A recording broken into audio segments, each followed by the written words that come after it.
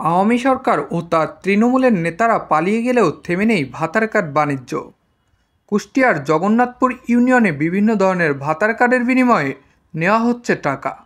এমনই এক অভিযোগ উঠে এসেছে বৈষম্যবিরোধী ছাত্র আন্দোলনের কুমারখালী উপজেলার যুগ্ম আহ্বায়ক রিপনের বিরুদ্ধে।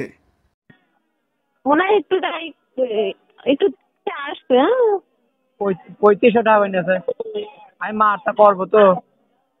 আমি 3000 টাকা দিছি, আমার নিজের মানুষ, হ্যাঁ। ও তো টাকা বুঝে আমার কাছ থেকে নিবি, তাই না? হ্যাঁ, কত নেতা রিপন? আমি 3500 টাকা দিছি। ও বলতো 4000 বলতো 100% কাজ হয়ে যাবে। 3 জনের মনে হয় ভাগ আছে এর মধ্যে। ওর হাতে 10টা কাজ আছে, বুঝছো? 10টা না কয়টা কাজের কথা তুমি বললো। নাম প্রকাশে অনিচ্ছুক এক এলাকাবাসীর দাবি, সাধারণ জনগণের জন্য বরাদ্দ হওয়া কার্ড তিনি টাকার বিনিময়ে দিয়ে থাকেন।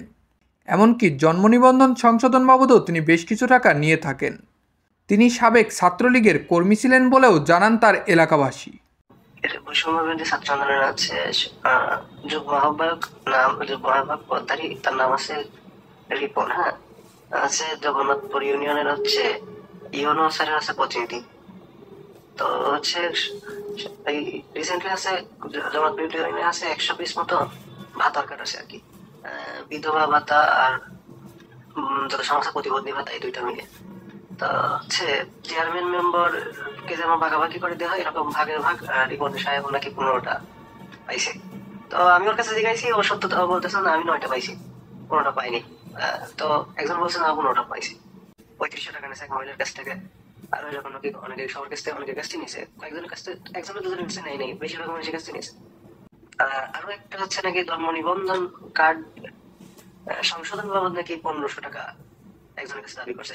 বৈষম্যবিরোধী ছাত্র আন্দোলনের যুগ্ম আহ্বায়ক মোহাম্মদ রিপন হোসেনের দাবি, এমন অভিযোগের কোনো সত্যতা নেই, এটি ভিত্তিহীন। না ভাইয়া, ওটা পুরাই হচ্ছে ভুয়া। ভুয়া মানে আপনি টাকা নেন নাই? না না না। উপজেলা নির্বাহী কর্মকর্তা জানান, বিষয়টি তিনি অবগত ছিলেন না, তবে তিনি তদন্ত সাপেক্ষে ব্যবস্থা নেওয়ার আশ্বাস দিয়েছেন। 5ই আগস্টের পর যেখানে নতুন দেশ গঠনে বৈষম্যবিরোধী ছাত্র আন্দোলনের উপর জনগণ বিশ্বাস করছিলেন, সেখানে এমন কর্মকাণ্ড এই সংগঠনকে করে তুলেছে প্রশ্নবিদ্ধ।